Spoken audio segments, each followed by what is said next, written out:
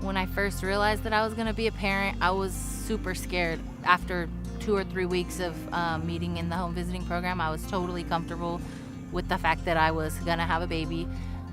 Yes, I was still scared, but at the same time, I felt like I had some sense of strength behind me. If I didn't have those resources that Jeanette provided me, I think it would be harder now. I got into the program and I realized, like, oh, this is nice. And now look at me, I work at a family resource center with parents and families, all this stuff. I'm so grateful that I got the opportunity to meet my home visitor, because without her, I think that I would be 10 steps behind from where I'm at right now. Pero pues aquí pues ya los enseñan un poquito más cosas que uno no sabía. Cómo cuidarla, cómo desarrollarla, cómo educarla, y pues es algo bien, porque pues cosas que yo no sabía, pues ya usted nos las dijo y todo como consejos, y pues muchas cosas que se aprendieron. I don't know what's normal for a 22-month-old baby or an 18-month-old baby, you know. When we get together, we usually discuss and get some progress made with the baby. It makes me feel comfortable, and I associate my parenting with her, my home visitor, telling me, yeah, this is going great. So it's nice to know where they're at, what stage they're at for every parent, and also to give, again, your children that head start in education. If I had any questions with her, just call her up on the phone. You know, it was very relatable, very personal. And, you know, with her getting to know my kids, you know, she got to kind of help guide me along the way. I mean, there were so many cool things that I've learned. I went from a very rough type of life. I was homeless, and she was able to help me get into school, and I actually have enough credits to graduate with the business degree right now. I think I really want to mention just that I'm grateful that I took advantage, because it's something that has put me in touch with my child, or closer to my child and her development. I want other people and parents to know that the home visiting is not something that you should be afraid of. It's actually something that is needed. You know, because she's not just here for her, she's here to help with all of it. She helped me create a safe space where I feel comfortable enough to ask for help. Don't be afraid to take that step. Like, don't be afraid to get help. It's always okay to have extra support. I would say, give it a try. You got nothing to lose. It's free. There's some perks, you know. They've got some great resources. Personally, I think everybody could benefit from the home visiting programs.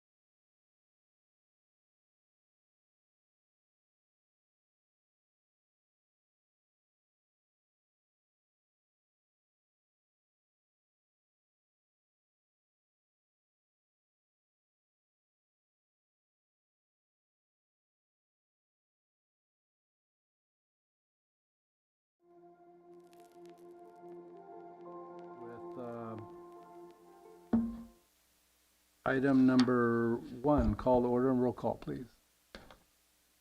Thank you, Chair Ward. Commissioner Gonzalez. Present. Commissioner Horsley. Here.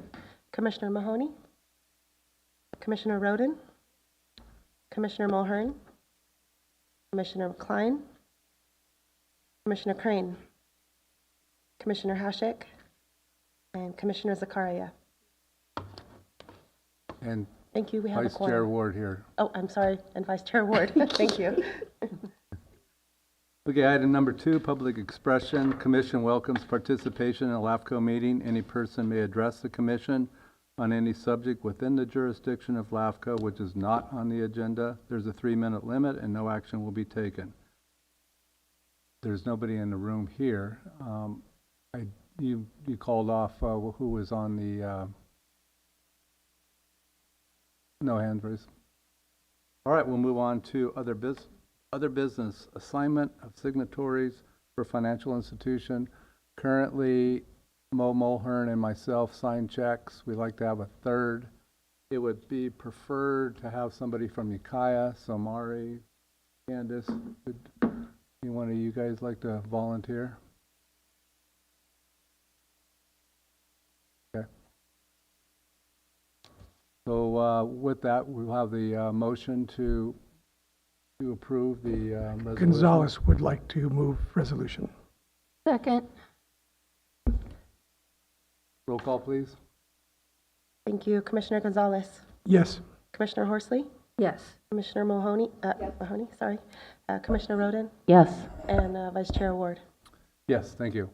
So you know, Mari, it's only one signature, but we like to have two on the checks. Sometimes it's convenient for having a third person in Ukiah, so hopefully it'll make. We usually sign at the end of the meetings, though.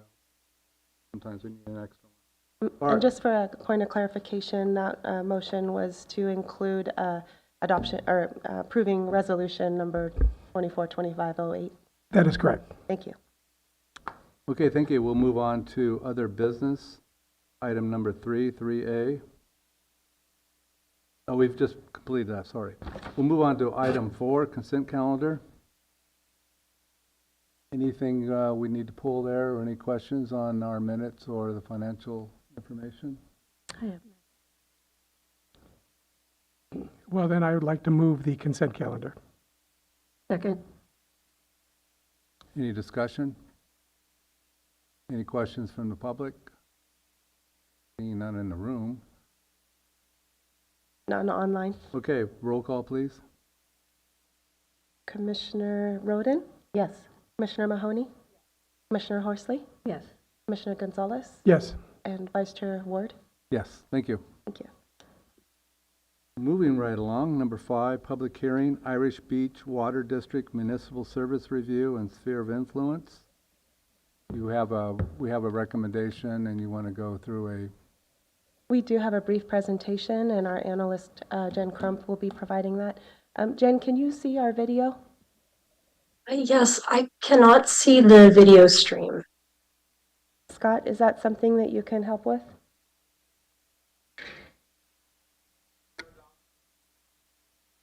Thank you.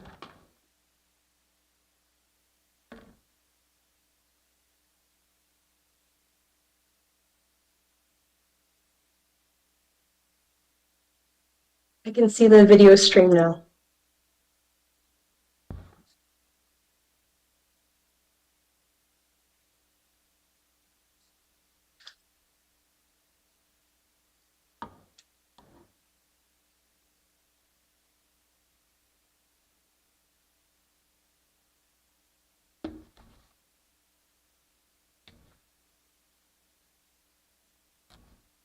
Thank you for your patience.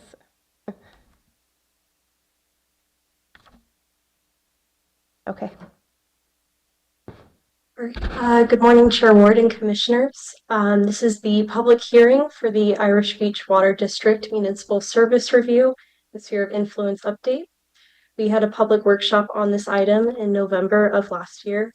This is the time for consideration of the document for formal adoption. And I also would like to note that we do have representatives from the Irish Beach Water District attending the meeting today. Next slide, please. The Irish Beach Water District was formed on February 8th, 1967. The district boundary covers the Irish Beach subdivision, which includes a total of 450 parcels. Of those parcels, the district provides service to approximately 207, 3 of which are undeveloped. There are approximately 254 customers served by the district, depending on the season. And the district was established to provide water collection, treatment, and distribution services. In 1980, the district added a wastewater disposal zone to its purview and currently provides an administrative overview of on-site septic systems within the subdivision. Next slide, please. This public hearing is to consider the public testimony and proposed adoption of the Irish Beach Water District Municipal Service Review and Sphere of Influence Update. The item starts on page 21 of your agenda packet. There is a list of revisions requested at the November workshop that are in the staff report on page 21. The municipal service review determinations are on page 74, and the sphere of influence determinations are on page 83. Next slide. The proposed sphere of influence for the Irish Beach Water District is to affirm the existing sphere. It is recommended that the district service boundary and sphere of influence boundary for all services remain unchanged from the 2016 adopted sphere of influence update, which includes 2 parcels referred to as the Insight, located outside of the district boundary. Next slide, please. Or actually, pardon me, go back one, please.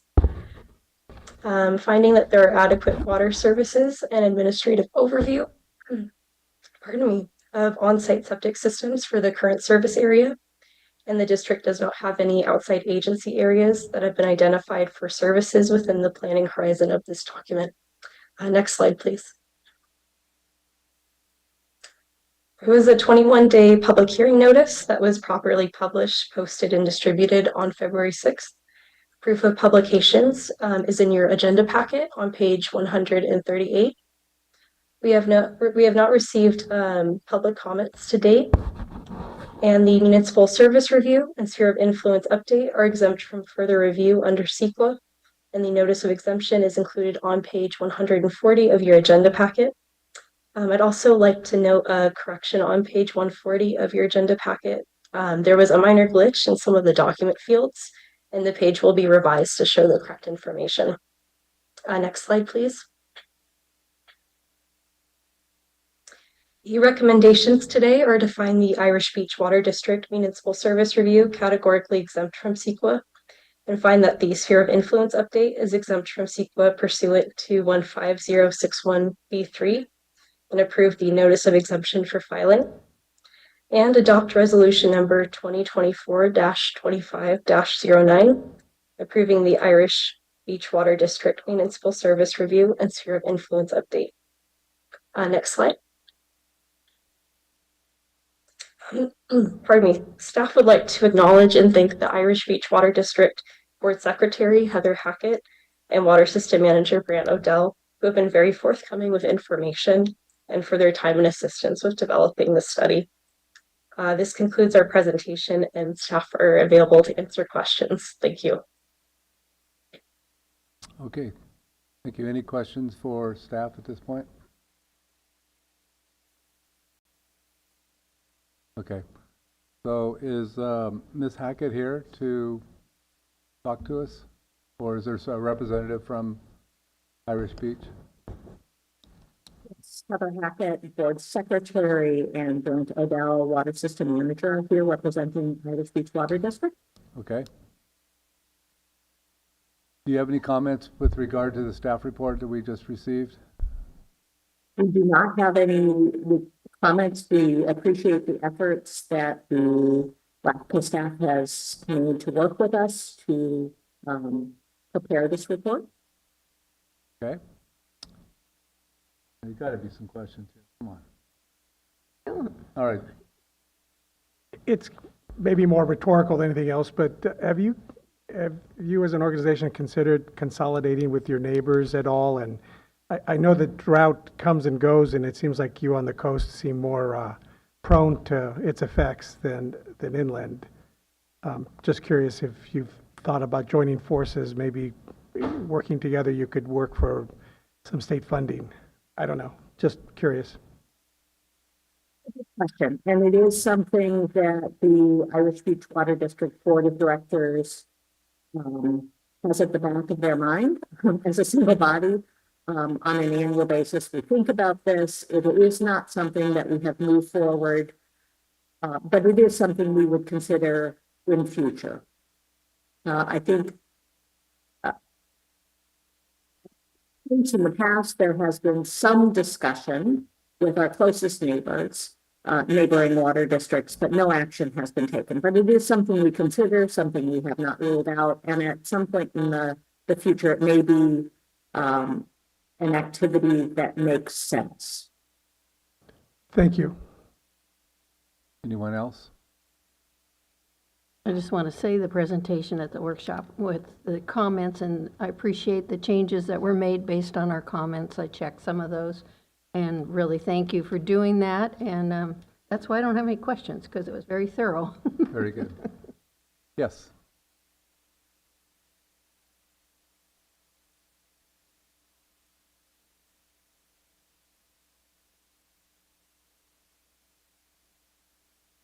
Locals usually they don't go till things gets really serious, and when they get serious, you'll start getting more negative remarks. So for the fact that you did not get any input regarding sphere of influence from the community, would you consider having another more public advertised meeting just to make sure they don't wait till the end of the process, and if they have any question, they address it at the beginning? I'm just curious, isn't it strange that nobody have any remarks, whether it's yes or no?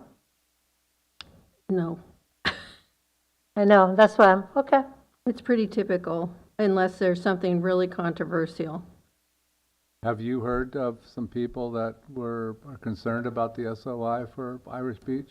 Not that specific location, but other communities. They would say, oh, we'll just wait till the end. In general, local community wait till things are really happening and they come in force to say yes or no. Like I know for a fact in my community, a lot of people saying, oh yeah, we heard about sphere of influence, but nobody came and asked us. Well, So I'm just curious, when you don't get any input from the community, zero.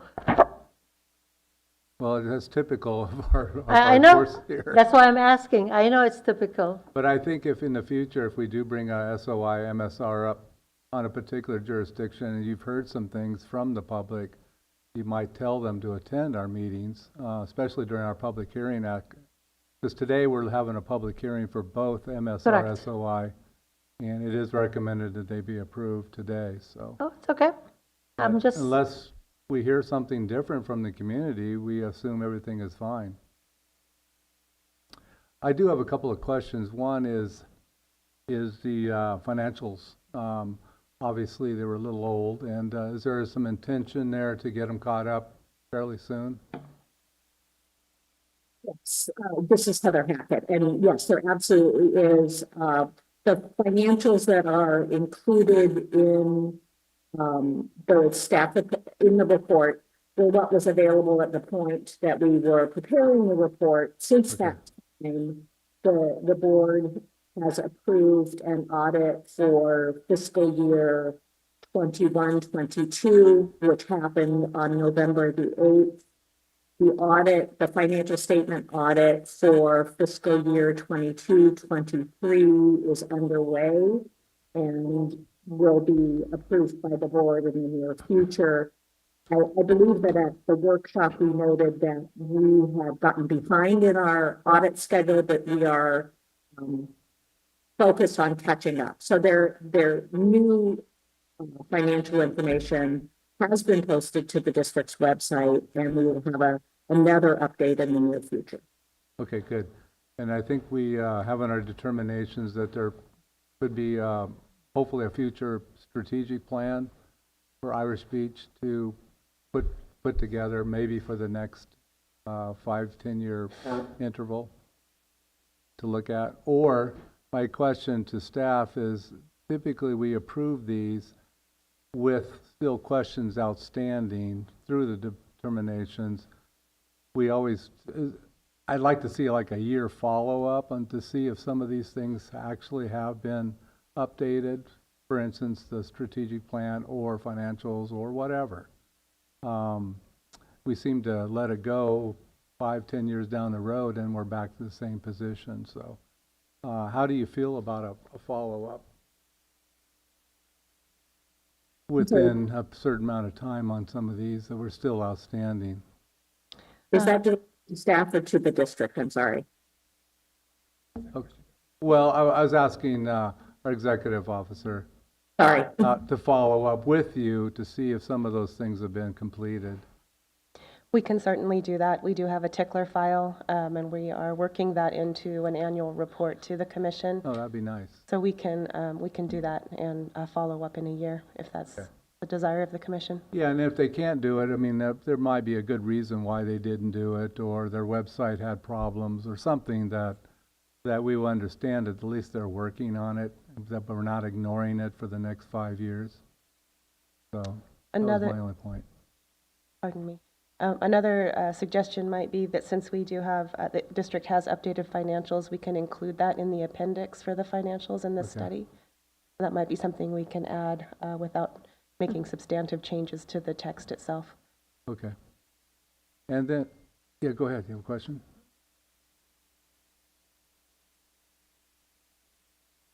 In the work here, it says that you'll need to develop additional water sources to support the build-out of undeveloped lots.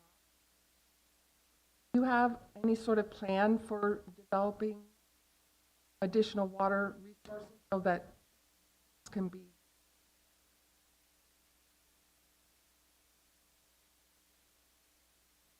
I'm not sure if it was just me, but your audio cut out several times. I apologize. I didn't get the question.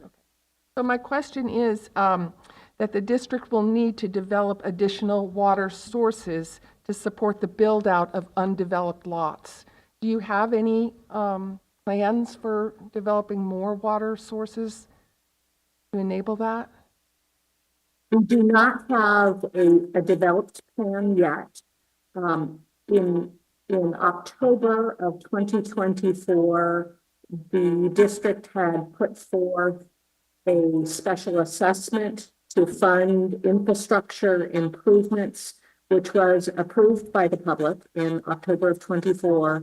That provided funding for, among other things, developing additional water sources.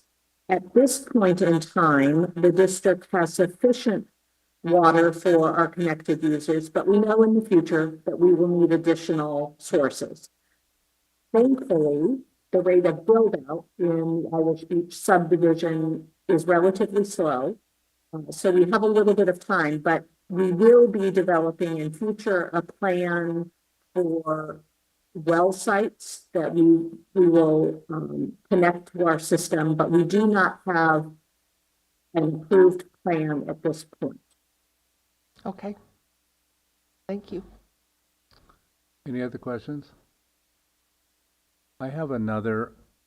We have these DUCs, disadvantaged communities, and I'm not really sure of the purpose of why we have to look at all these, but the last couple of coming before, they're severe DUCs, and we know that there's a lot of money in some of these vacation rentals, so how does that all work through our process?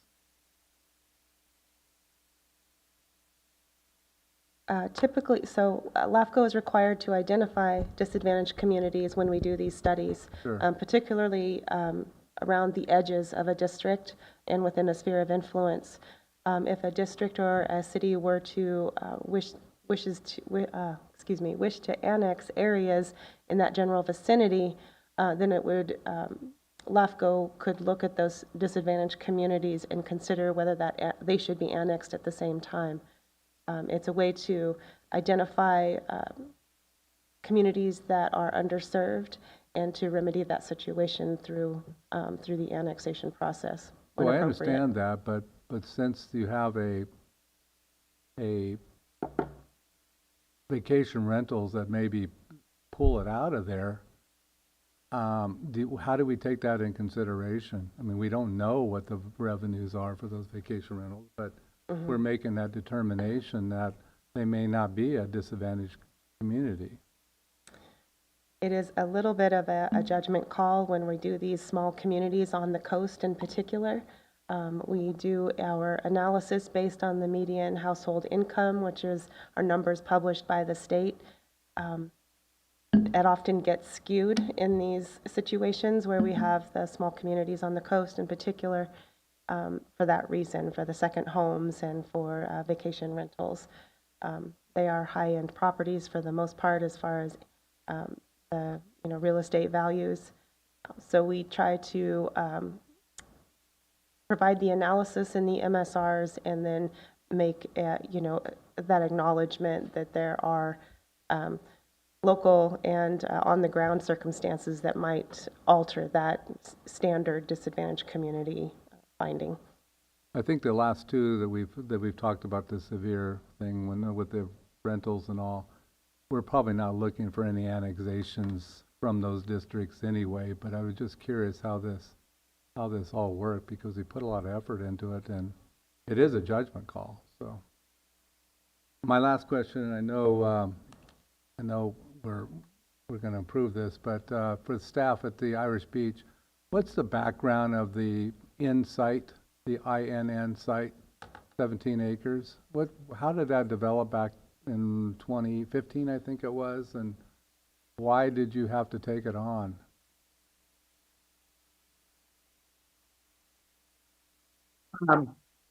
Thank you for the question. Good question. And I would just acknowledge, I'm not prepared to answer that. Okay. I was just curious, Uma, what was the information in how that all developed? I believe there was a legal agreement that went through the court system for requiring the district to serve that site. Please correct me if I'm wrong, Heather. But that agreement is, I think it's posted on their website. And essentially, that site was included in the sphere of influence to acknowledge that back in 2016. Right. And we are carrying that forward because of that agreement being in place. But there's no development per se. They're not going to build a nice big hotel building on it or something. That inside, I believe, is actually the subject of a previous application from Mr. Moore's. I remember that we had on the books for a long time that was eventually withdrawn a few years ago. Oh, he did withdraw it then. He did withdraw it. There was a holdup with the Coastal Commission, I believe. There had to be a general plan amendment, and that had to go through the Coastal Commission, and it became quite onerous. For years. Yeah, 10 years or more, and it was it's a lawsuit. Difficult lot to build on. There's a lot of exclusion areas basically on there. But it's all included in their SOI and everything's good, so it's part of their district now. Good. Yes. Any other questions? I just wanted to say in response to the previous question about SOI and having another public hearing, because we have the workshop first and then the public hearing, the workshop takes care of a lot of those type of things, and we have all these questions and changes, and then when they come back with the public hearing, they've made those changes. And so I think versus some other agencies I've been in or with that don't have the workshops, a lot of that is taken care of up front. So the public hearing is really hearing from the public if there's any issues, and all the other little stuff has been worked out already, which is a really nice feature. So. Thank you for reminding that. We'll open up the public hearing at 9:26. Is there anybody from the public or in the audience that would like to comment on the MSR SOI? Okay, seeing none, I'll close the public hearing at 9:26.5. And if there's no more questions, I'll entertain a motion. So moved.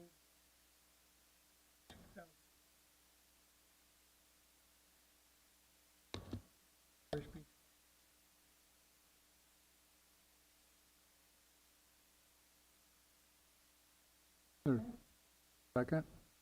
Any discussion? Any comments from Irish Beach? Seeing none. Okay, roll call, please. Thank you. Commissioner Roden, Yes. Commissioner Mahoney, Yes. Commissioner Horsley, Yes. Commissioner Gonzalez, Yes. and Vice Chair Ward. Yes, another one down the list, so very good job.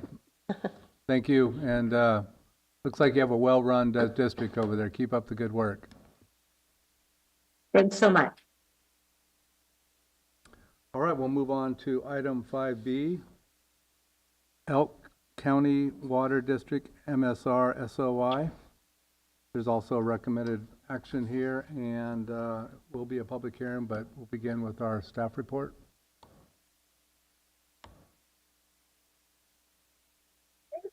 So this is the public hearing for the Elk County Water District Municipal Service Review and Sphere of Influence Update.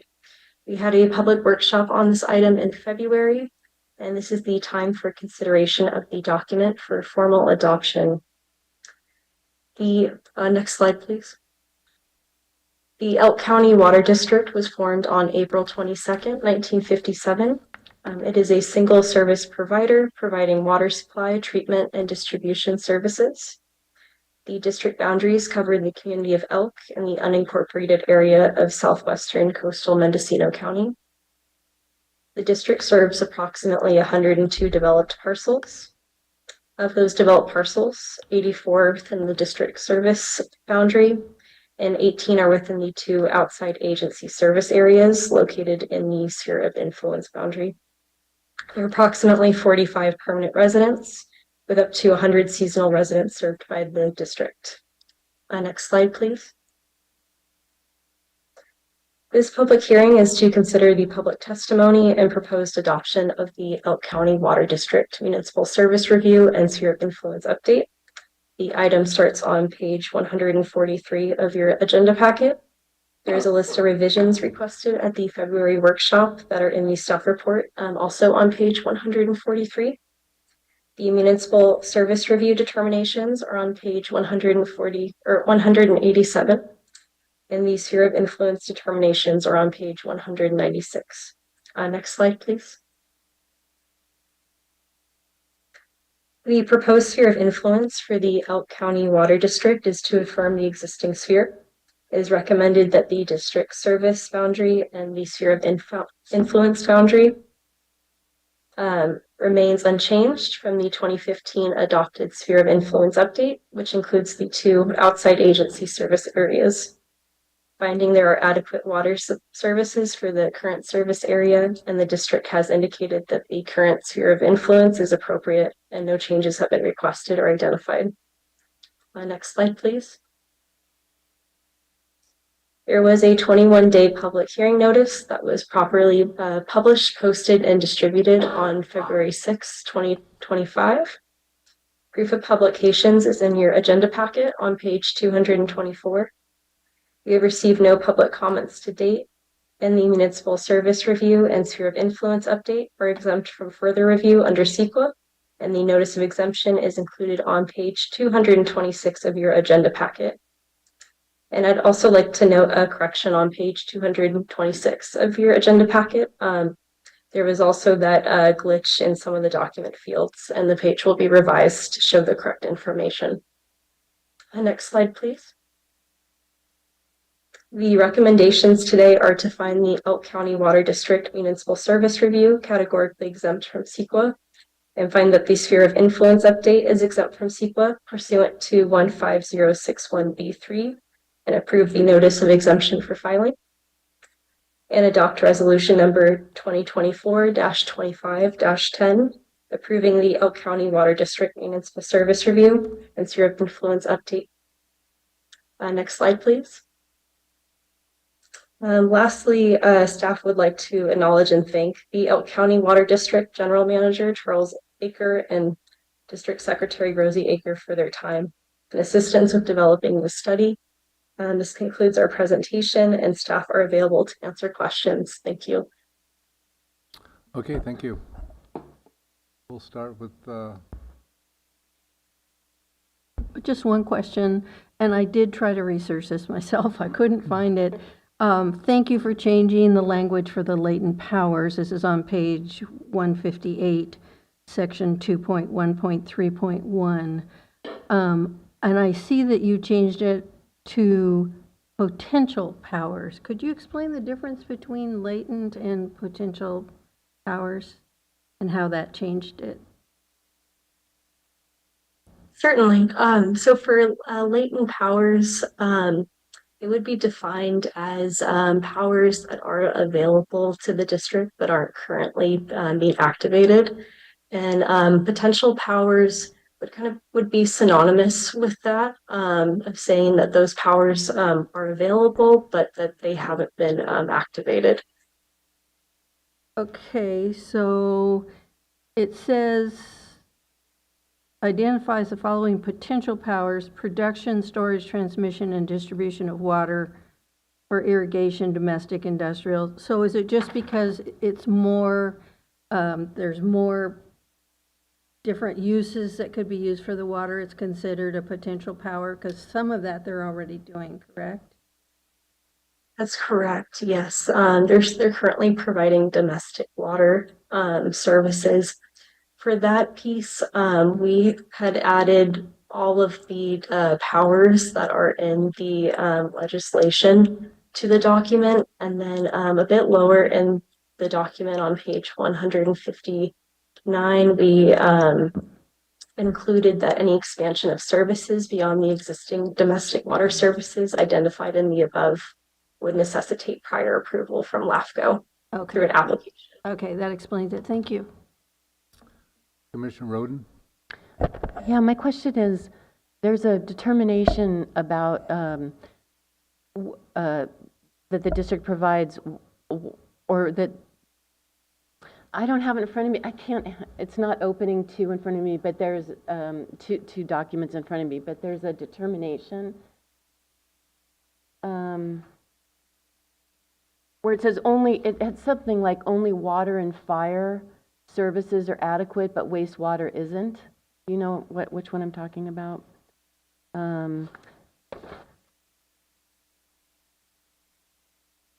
Does that sound familiar? Do you have a page number or anything? No, because I can't. I just saw it, and then I wanted to, and then I went to look up wastewater in the actual report, and it talked about the wastewater, the community leach field being owned by a private entity, but it's, you know, the district has an application to acquire that. It has the latent powers to provide wastewater. Anyway. It is on it is on our attachment. It is an application. Right. Actually. So I just wondered if that's the reason, the fact that it isn't complete, that the district hasn't fully activated those powers. Is that the reason that the determination says that wastewater is inadequate? That's my question. I wanted to clarify that it's actually the Elk County CSD is the one that has the application on file. It's different. So it is different than the Elk County Water District. Huh. Consolidation. I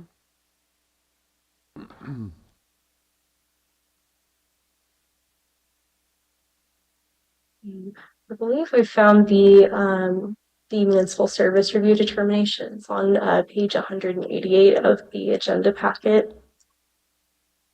And reviewing this language again. Yes, I believe because the wastewater service is provided by on-site septic systems within the Elk community. I know the Elk County Water District primarily provides water services, and so I believe I want to say that because of the application that is currently open with LAFCO for that activation of services from Elk Community Services District, that's why that language was included. Yeah. But we're also open to any revisions, requested revisions to that language. Which I'm sorry that I couldn't have two. I believe it's determination number 7. Number 7. Yeah. And just to clarify a little bit, that application on file, again, it's with Elk County Community Services District, and it is to take over a private, what has been a private leach field. Right. That serves, I believe, 10 to 12 parcels in the core downtown Elk community. Oh, no, it's number 8. It says, while the residents of Elk are receiving the essential municipal services of fire, water, and wastewater, only fire and water services have proven to be adequate. So I wondered if the reason that wastewater isn't adequate is because this application hasn't been complete, the application to activate the latent wastewater. Sounded like that's what you were saying just now, Uma. Correct. Okay. Yeah, I'll jump in, Jen, sorry. So until that's resolved, because it's the Elk CSD now owns that community leach field, and until we resolve how that is managed, then that's why that determination is in place. Great, thanks for clarifying that. Sure. To further along that, is there a different board between the CSD and the district? They are It's just completely a tiny independent. little town, and they got 2 different boards to do 2 different things. Okay. Any other questions? Any questions from the public for staff?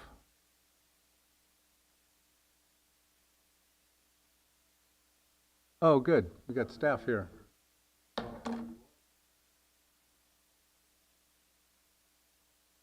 Elk CSD was formed in 1990 to take over fire services, fire and ambulance, for a larger area. The water district is just a little tiny zone in the downtown proper Elk area, and the CSD goes halfway to Philo, all the way up to the Navarro River, and all the way down to Irish Beach. So they are 2 completely different boards, and they took on the pretty ambitious project of acquiring the land that encompasses that that private wastewater dispersion zone. As Uma mentioned, that it would in order to take over that wastewater area, they have to complete the purchase of that property. And that's through several collaboration with several different entities, a private donor, and I think the Coastal Conservancy, I think, is involved in that. Anyway, but those are not related to the water district. Sure, but do you see some advantages of consolidating the 2? Well, down the road, it could happen, but they're governing different areas. So, in other words, the larger CSD and then the smaller water district. we could help you with that. Well, we're just trying to keep our lives. Do you have any questions, Charlie, simplistic. for the staff that presented the SOI MSR? No, it sounds all very complete, thorough. Well, I appreciate your help on answering questions for our staff, from our staff. Sure. But okay, well, any other questions for staff or for Charlie Acker? Yeah. I have a question, I guess. This is about why does the water district want to acquire the private leach field, the community leach field? Was it not being managed properly? Well, when that was formed, it was done through a private group because there were, I don't know, 6 houses and 2 large bed and breakfast that didn't have adequate wastewater disposal. And in the old days, it was just going over the bluff. And so anyway, those groups got together, and since it was only a small number of lots compared to the whole town, it was done privately rather than being done under the district. So, but what's prompting the change? Well, You know, the change from is the privately owned to the district. The change is because that piece of property that private leach field is on is on the market for sale. And so the attempt is to try to keep it or to put it into the community services district. So that prompted the change. Thank you. Good idea. Any other questions? Charlie, Commissioner Gonzalez. I saw that on the water that's being hauled, or is there water being hauled from your facility, and is it treated or is it untreated? No, it's treated water. We've provided water to particularly two private water hauling groups out of Mendocino and Fort Bragg, and they haul water to private customers. We don't track where it goes. We just, whoa, started to move. So, and then we were actually, Irish Beach and Elk were the only districts in our last drought that had surplus water. Okay. And so we provided water through both districts. At that time, I was managing Irish Beach as well. I've retired from that, still at Elk though. Anyway, and so right up to the tail end of the drought, we had surplus water, but it was like everybody was coming to us. And it got to the point where the stream flow stopped at Greenwood Creek, where our main source. And so we called a halt to it, and that was what triggered water coming clear over the hill from Ukiah, to satisfy the drought problems that were existent, on the coast. Thank you. I was always curious how that was playing out, and I always assumed everybody was a little short on water over there, but thank you. Well, the Elk Water District has about, we have two wells, and either one of them could provide water for the town. So we have, what would you call that, 100% surplus, or, and Irish Beach, well, you'll be talking about that later, but just to tell you about that drought issue, see, it is got 450 potential lots. About half of them are developed, actually less than half. And so there's water available for the larger subdivision up to a point, not the full 450. So that's the reason there's surplus water there. Thank you. Okay, any other questions? I'd just like to say Elk is looking very good after Greenwood Pier improvements and all. Elk's a cute little town. Yeah. You guys live in God's country. There's some good restaurants that have very good popped up there. Yeah. Yeah.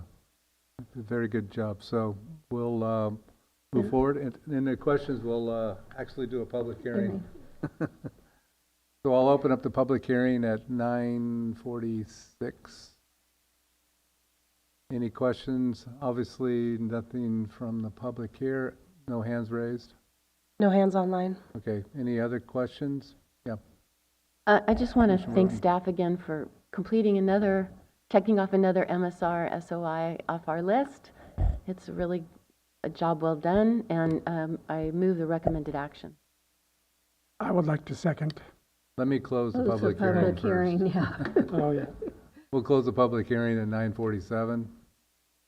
Now we'll entertain a motion.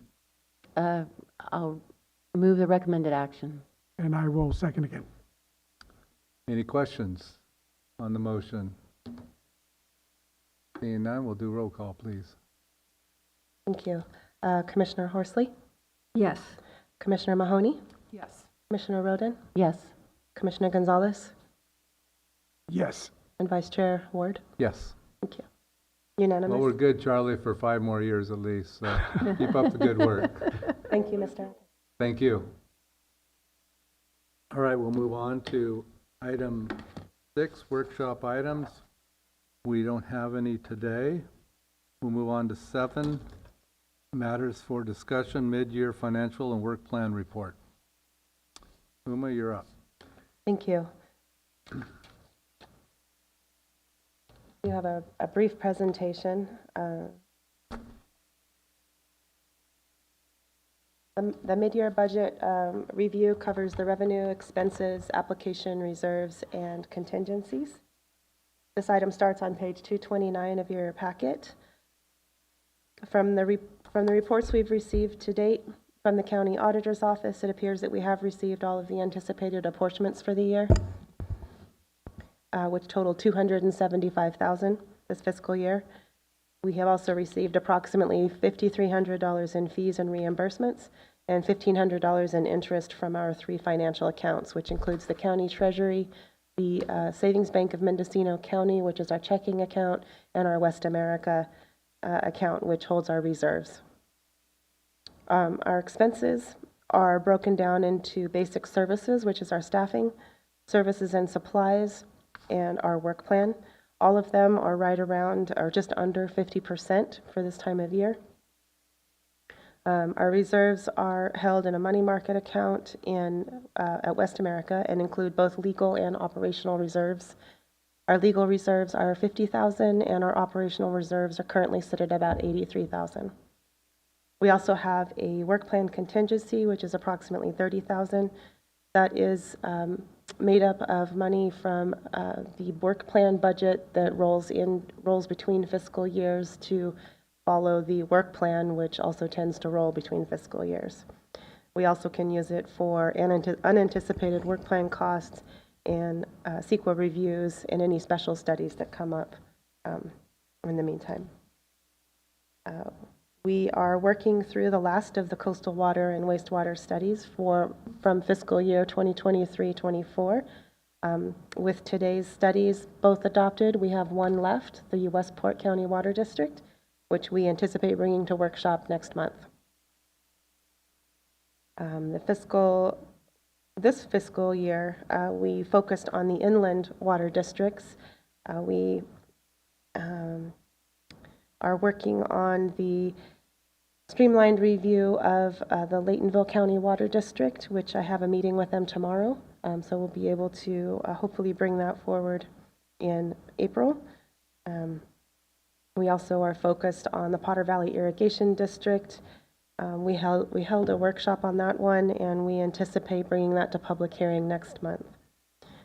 The Russian River Flood Control District is another one that we've been working on. We've been working on the administrative draft with the district, and we hope to bring that to workshop next month. The Ukiah Valley Water Districts include Willow, Millview, Calpella, and Redwood Valley County Water District, and we are coordinating with Ukiah Valley Water Authority folks on when best to move those forward. The first half of the year has been busy with public inquiries and quite a bit of agency research. We're also doing coordination and outreach meeting with the various agencies and have conducted the processes to fill commission vacancies, including the alternate public member and both the regular and alternate special district members. We have completed the fiscal year 23-24 audit, which was adopted last month. And we are currently developing an annual report template so that we can track the follow-up items from the commission, and also working on the development of the fiscal year 25-26 budget and work program. We do have a couple of applications that we are still processing. We were able to complete the City of Ukiah Western Hills annexation in December. We are still working on the Anderson Valley CSD annexation of its sphere. We are still waiting for mapping corrections as well as the tax share agreement on that one. We do anticipate a couple of new applications, which I will talk further about in item 8A. And that's all I have for the mid-year review. If I'm happy to answer any questions. Any questions? Everybody. How about Commissioner Roden? We talked about adding the hospital district, and I wondered why you hadn't included that in the table, attachment 1 table. The healthcare district is on hold pending the completion of their financial reports. So we'll be bringing that forward as a discussion item for including in our next annual work plan. What's not included on here is the Mendocino Coast Recreation and Park District, which the MO... Oh, apologies. That's what I was going to... Yes, we will need to add that. Thank you. Commissioner Gonzalez and Commissioner Horsley. Okay. Commissioner Roden asked my question, so that's it. Did it bring back?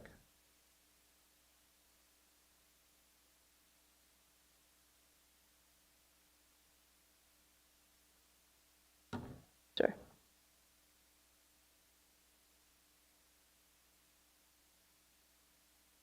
Maybe. I think I closed it. So while you're doing that, we don't know whether they'll be able to participate in the allocations yet for next year, the hospital. We don't know. I have been coordinating with the auditor's office, and they are looking at how they check those numbers again with the state controller's office. But once their financial audits are completed and those numbers are updated, then hopefully that will be the trigger that that they need to start charging. Okay, great. Thank you. We're going to start our budget, though, this month, next month. So this month, if we don't get the information, probably won't be able to add that late, because we have to get those notices out to all the districts and cities here pretty quick.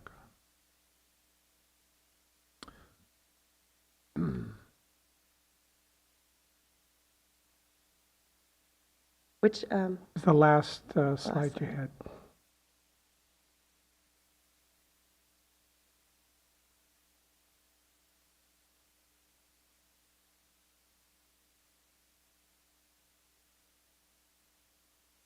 Oh, Anderson Valley, the tax sharing agreement. Are they, I know the cities all got together and basically work with the county. Do you have any idea what the progress of these are with these small districts? There is no master tax share agreement in process for these special districts, so each application we receive requires its own analysis and tax share process. We have met periodically with the auditor's office and the CEO's office to help support their efforts, but I believe at this point they are waiting for some updated mapping before moving on, just to ensure that they have all of the parcels within the within that tax share negotiation identified. I believe that's the next step. Oh, okay, so it is moving forward. It's just very slowly. For the longest time, I'll tell you, it just felt like it was the black hole that kind of killed a lot of these things. So Nails pace. Yeah, it is very slowly moving forward. Thank you. We got to keep out of each meeting, though. the wheel gets, the grease gets. Yeah, it's been a long time. Yeah. They want to get something done. Any other questions for staff? I had one. I think it was mentioned in our minutes, this draft minutes today, that you were going to bring Westport, and there was another one back next month. Which was the other one? Russian River Flood Control District. Russian River Flood. Okay, and we're okay to move forward with those two next month. We are. We have a little bit of work to do with Westport County Water District still, but I believe Russian River is ready to go for a workshop. The other thing we'll have is a public hearing on the Potter Valley Irrigation District. Next month. Okay, next month. Good.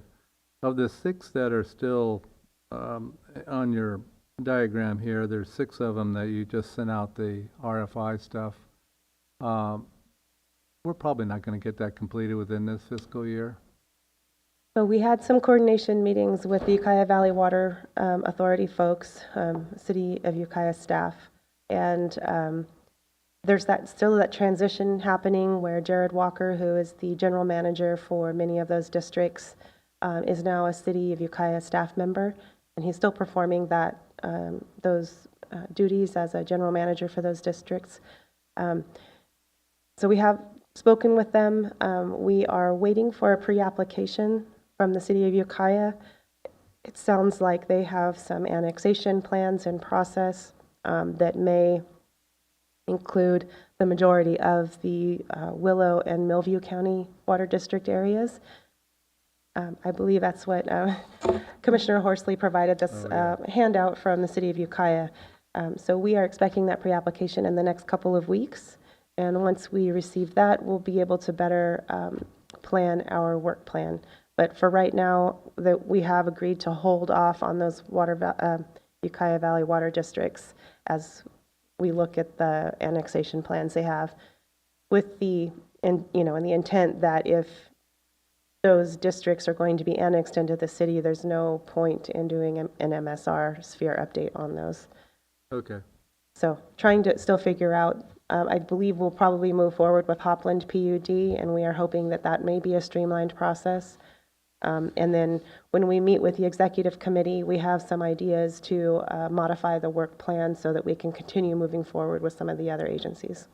I assume we'll be meeting as the executive committee soon then. In the next, yes, in the mid-March, yeah. All right, Commissioner Horsley. Thank you. The Ukiah Valley Sanitation District is getting a presentation about joining the authority.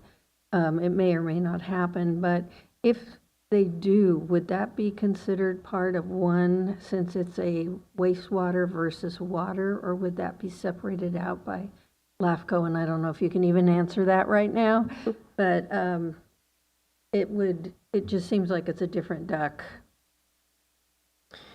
I mean, under the JPA, LAFCO has no authority over JPAs, so it wouldn't really change the way that LAFCO views the sanitation district. Does that answer your question? Or? Oh, well, that's an interesting point, because if the sanitation district is annexed by the city, then it will go away. And at that point, I guess on this board, one of the special districts, I mean, that will disappear, essentially. That district would not exist anymore, so it wouldn't be able to put forward a member for the special district consideration. That answers that question. So you would have to get on a different board. Great knowing you guys. So the looks like we're in good shape halfway through our budget. We have about 39,000 left in work plan. You say these 6 here may be delayed. What is going to be the cost for the rec district on the coast when you do the MSR? The funding agreement, we are initiating that process with them now. They have set aside $20,000 to $25,000 for that MSR. And again, the sphere of influence portion of that will be the responsibility of the commission. And we anticipate that would be probably about $2,500. The bulk of it is really, the analysis is in the MSR itself. Now, I brought this last meeting. Do you obviously, without having these 6 to continue on, you'll have the staffing to do the MSR in-house and you think the $25,000 will be sufficient? Yes, I do. We'll have it done by the end of June. And we have some ideas for moving up some of the other agency MSRs to kind of fill that, the opening. Okay. Any other concerns about staffing for the work plan? I mean, or you feel comfortable getting what we want completed by the end of this fiscal year? Yeah, we have 2 analysts that are working on the work plan, and they seem to be progressing along well. So I think we're in good shape for this fiscal year. It'd be nice to get all our work plan within the fiscal year each year, to have them roll over. But this doesn't really include the $39,000 in work plan revenue. Doesn't include the $30,000 in contingencies either, correct? That's correct. So we're in good shape there. Good. What do we? And I should have remembered it, but how much money do we still have with the auditor's office to be able to collect? I think it's about 80,000. 80,000? Okay. Off the top of my head, yeah. We've already billed everybody, but we don't pull all the money out typically. thought I saw on one of your slides that, you know, the horizontal bar graph that we had received all of the apportionment that we It claimed, is all, but maybe you're talking about something else. it's been deposited in the county treasury. We have to date pulled out 200,000 into our savings account. I mean, our checking account. It's transferred to the checking account and they haven't done the whole thing yet. Yeah, everybody's paid, which is good news. We don't have to go after them. And so we have 80,000 left, so we're in pretty good shape. We Must be this good board here we have, good commission. I will say that the Ukiah Valley Sand District pays a very large amount of those allocations. Well, it's going to go away. Don't So worry when about it goes away, that will have to be reallocated. Yeah. I'm assuming the city of Ukiah, because they'll be taking over so much space, they'll also have that revenue. Well, and if the healthcare district becomes a positive number, that will change all the special district allocations quite a bit. They were one of the largest contributors back in the day. Really? Okay, any questions from the audience? I don't see in there any hands raised. No hands online. I don't think this requires a motion, just information only. Information. And if that's all we have, we'll move on to item 7B, my agenda. What's next on the agenda? I believe it's 8A, the workload. Okay. We kind of talked about it. Work plan, current, future. We have talked about much of it. I did want to clarify, we received a couple of questions from the commission at our last meeting about the proposed annexation of the Redwood Valley County Water District into the Russian River Flood Control District. Just wanted to clarify that the Redwood Valley Water District is within the current place of use for the Flood Control District. So that's part of why they're moving forward with that annexation proposal. There are some additional areas that the Flood Control District is looking to alter their place of use for a number of parcels. I don't know the details, but that will be in the future. That place of use is established through their State Water Resources Control Board permitting process, and it takes some time to change that. Once they do change that, they would likely come back with a subsequent application to annex those areas as well. The other question that came up was regarding the impact on the Redwood Valley County Water District moratorium, and the annexation of the Redwood Valley into the Russian River Flood Control District is not expected to impact that moratorium. It'll be primarily irrigation water that will be that the Russian River Flood Control District would then be able to contract to Redwood Valley. So I wanted to clarify those. We do, as I mentioned, we anticipate receiving a pre-application from the city of Ukiah to start coordinating on that large annexation application. And thank you, Commissioner Horsley, for providing that flyer to us for information. We're also expecting an application from the city of Willits to do a sphere of influence amendment. I expect that in the next few months. I'm not exactly sure the timing, but I did touch bases with Dusty on that last week. As mentioned, next month we'll be having the hopefully the Westport County Water District and the Russian River Flood Control District as workshop items, and the possibly Laytonville County Water District streamlined review and the Potter Valley Irrigation District public hearing. And I think that's all I have, unless there's questions. Any questions? So it's a little confusing to me that the Redwood Valley is in a JPA, correct? And then they're merging, or they're talking about going together. How does that all work together? That's a good question, and we have been coordinating with the Ukiah Valley Water Authority on that, and how they're bringing them into that discussion about the annexation into the Russian River Flood Control District. The annexation into the Flood Control District will allow. Is Beth on? She is on. She could probably speak to this a lot better.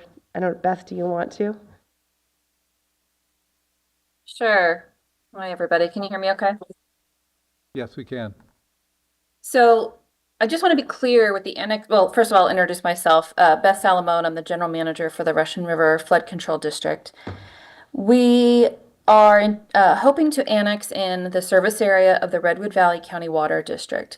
This is not a consolidation of the districts. Redwood Valley County Water District would continue as it is in its operations. This would just bring Redwood Valley into the same position as the other water districts.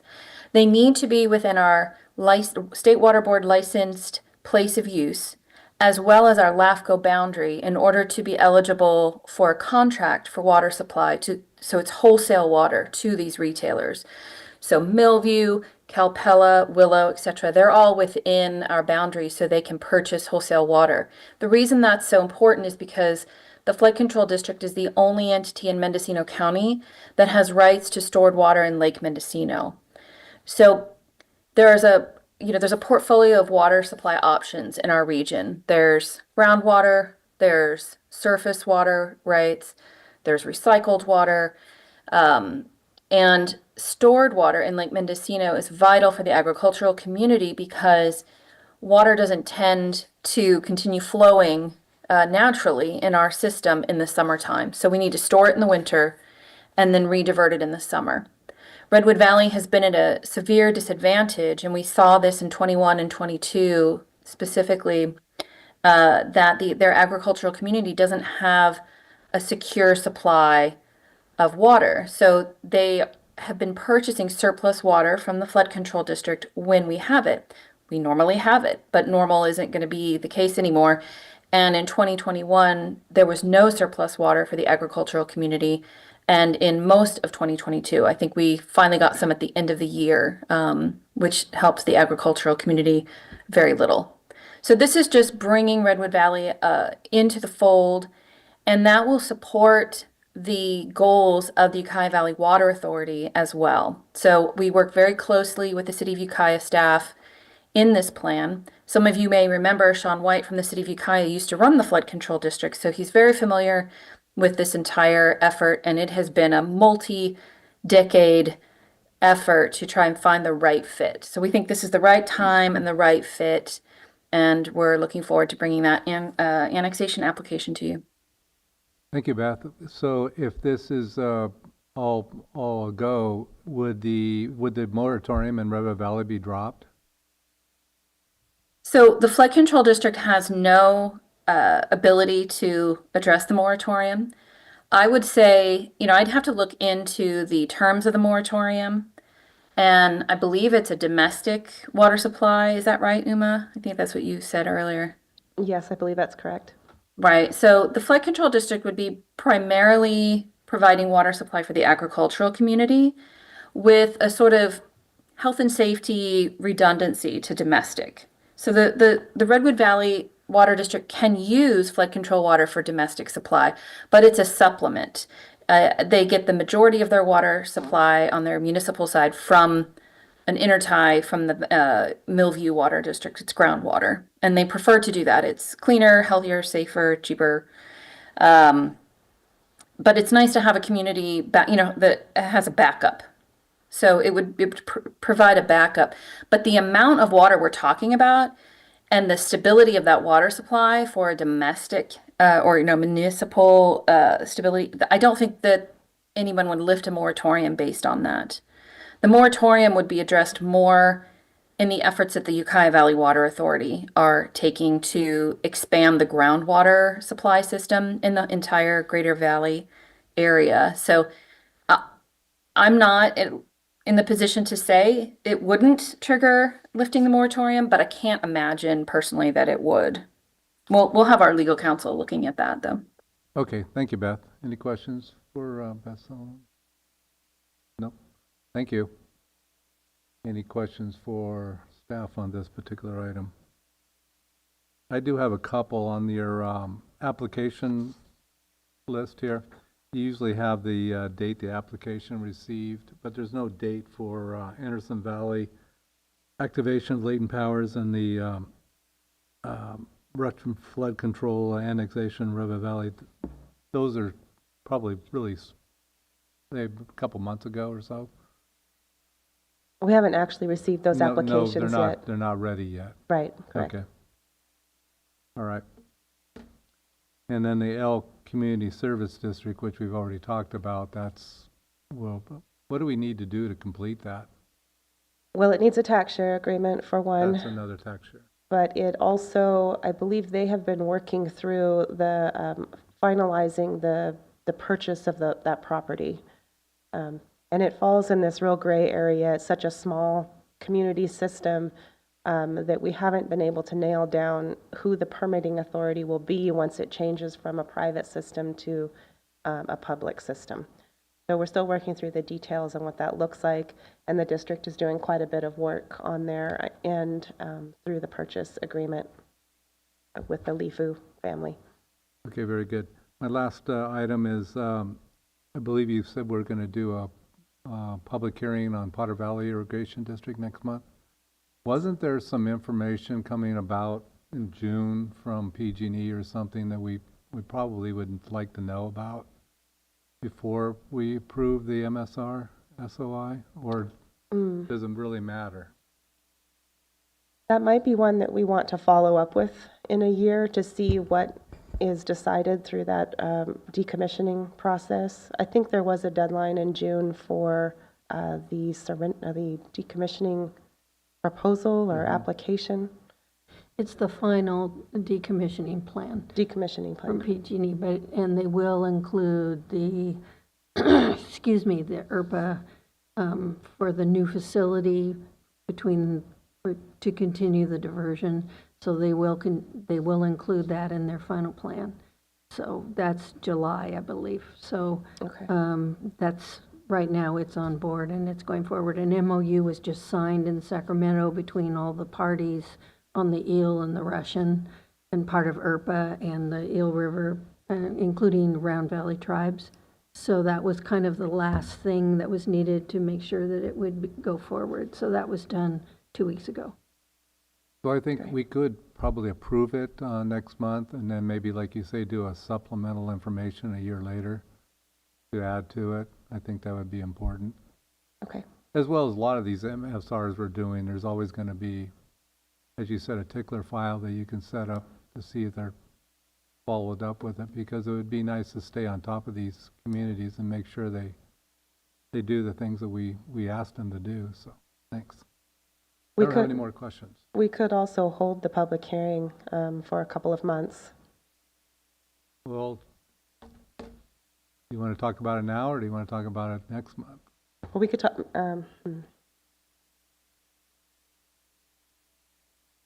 I mean, it could take quite some time to really solidify the plans, is my understanding, so.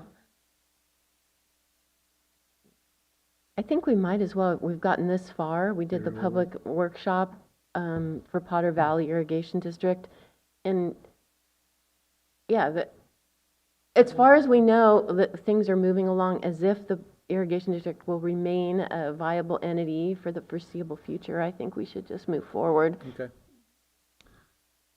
I think we can revise the document to include the MOU that was recently signed, and that will kind of, at least get the document most current with that information. Well, and then just talk about what the June deadline will mean too.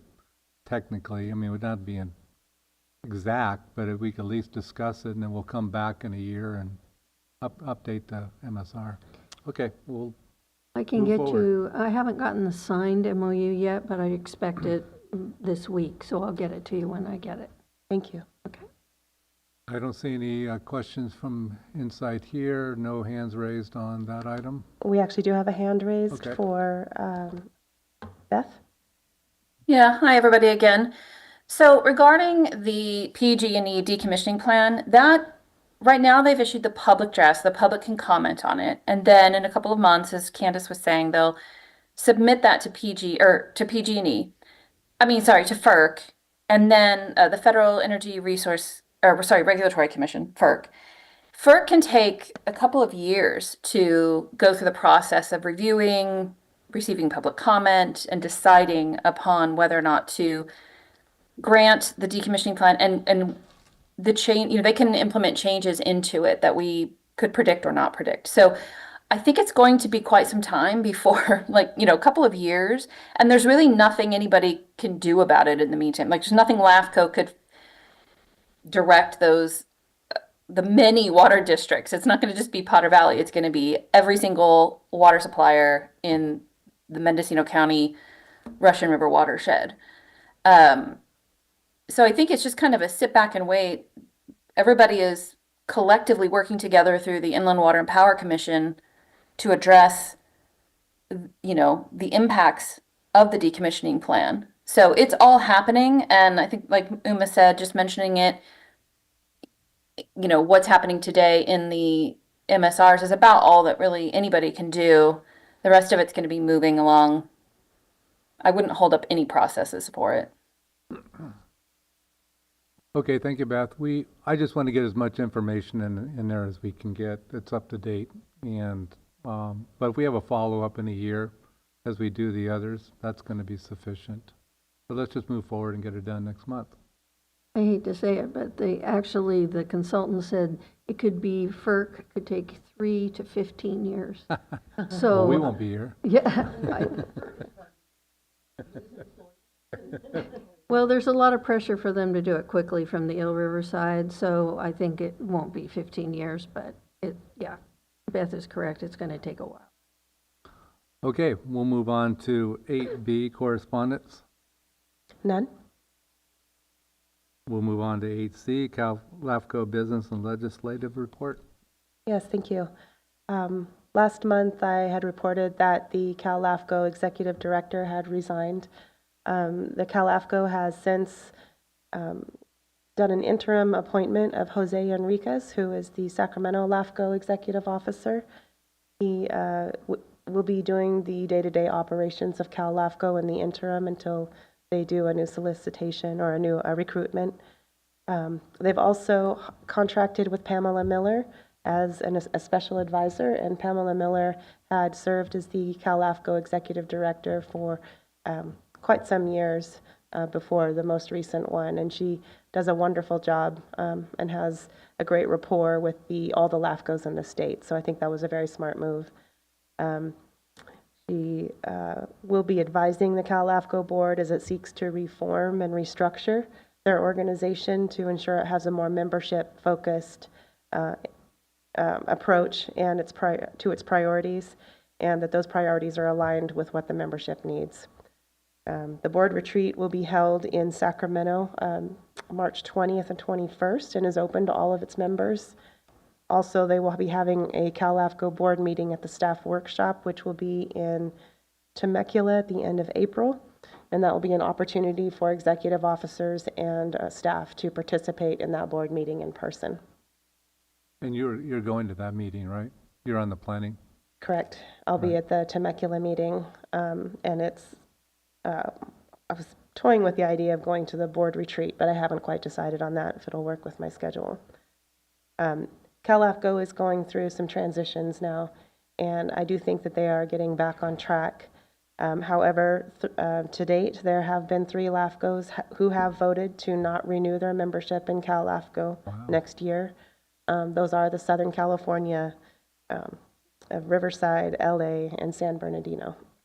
That's where the money is, too. They pay the bulk of the membership, yeah. Wow. Or of the dues. So it was an eye-opening statement Maybe by hopefully those. Pam can bring them back. I think if anyone can, it will be her. She does an excellent job, and she really has that good relationship with everyone. I So think we'll the look will is there amongst the board. It's just that they kind of got off track with their advocacy, I think. So that became kind of the primary focus instead of the membership priorities. And I think they're trying to kind of turn things around and right the ship. And they have some really good folks that they've brought on. Jose has a lot of experience in Sacramento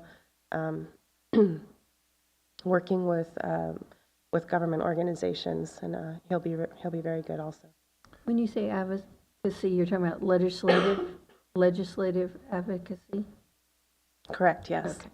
Yeah, they had established some contracts with, excuse me, with advocacy groups, contractors, to help them instead of relying on the membership, and kind of not great about that transparency piece. So we'll get an updated report maybe in May then on your meetings with the executive directors. Yeah, as things kind of progress, I'll provide updates, but probably a very thorough one in May. Okay, very good. All right, if there's nothing else on that, we'll move to 8D, Executive Officer's Report. Yeah, I just have a couple items, and I'm sorry, my throat's going out. I just want to remind everyone that we'll be starting at 9:30. So that'll be our new start time starting next month. Yay.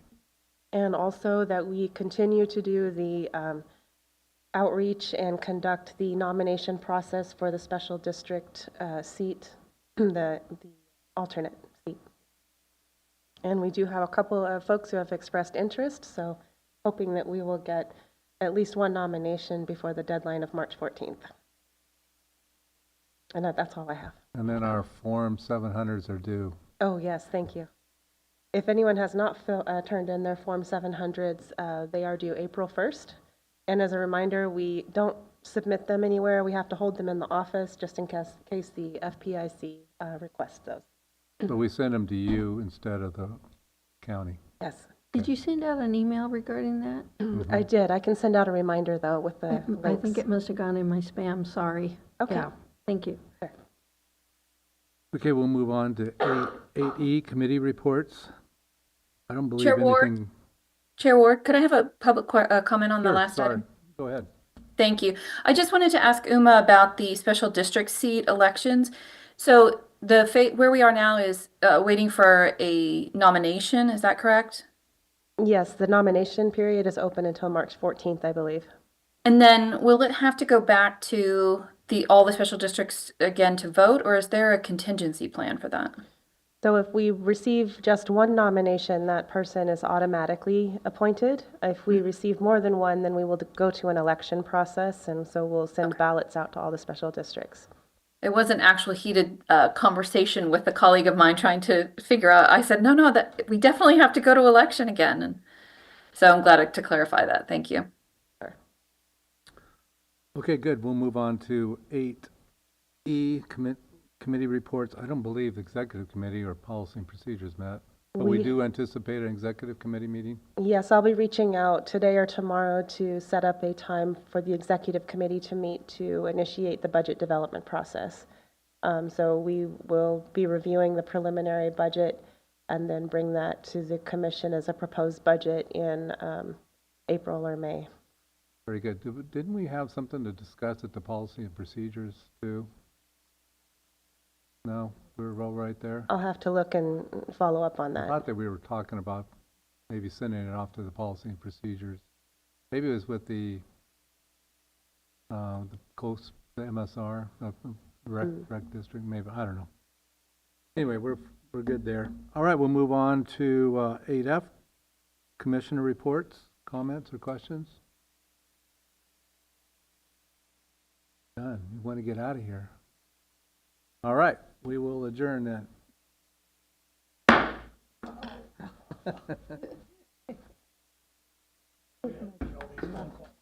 Oh, you're getting phone calls? Oh, have fun. How's it going at City Council?